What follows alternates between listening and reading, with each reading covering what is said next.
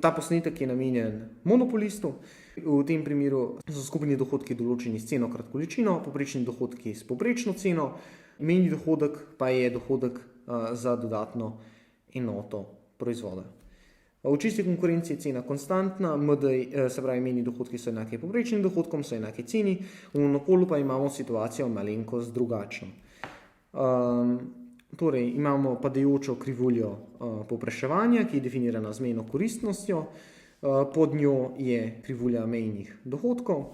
V primeru monopola pride do alokacijske neučinkovitosti, se je v bistvu absolutna elastičnost večja od nič, kar pomeni, da so glede na formule določene v prejšnjih posnetkih, mejni dohodki nižji od cene, kar pomeni, da pride do alokacijske neučinkovitosti.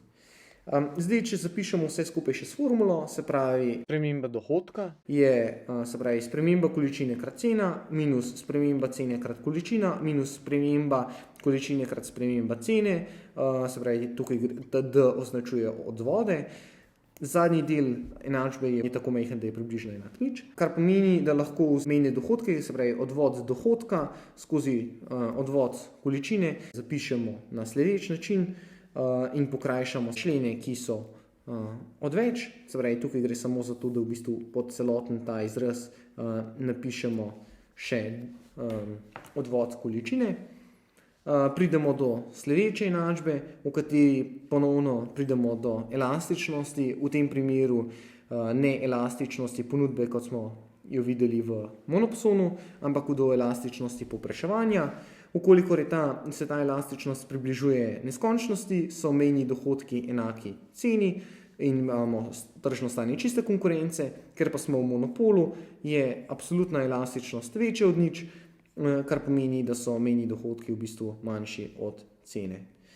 Zdaj, grafično lahko to prikažemo na podoben način, spet so pogoji za maksimizacijo, da je čisti dohodek maksimalen, mejni čisti dohodek je enak nič, MD pa je enak nabavni ceni, mejni dohodek je enak mejnemu izdatku.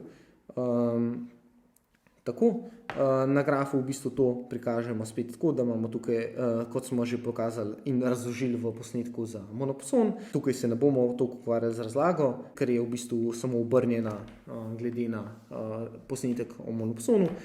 Torej, kot rečeno, določimo, se pravi, presečišče mejnih dohodkov z mejnimi izdatki, najdemo Cournoyevo točko na krivulji povpraševanja, določimo ceno prodaje, cena nabave je določena z točko na krivulji ponudbe in celoten ta količina krat razlika v ceni, ta celoten del, to celotno ploščino predstavlja čisti dobiček monopolista. Najlepša hvala, da ste si vzeli čas, da ste pogledali ta posnetek. Če vam je bil všeč, ga všečkajte, naročite se na naš kanal, da dobivate obvestila o naših novih objavah in se vidimo v naslednjih posnetkih. Hvala in nasvidenje.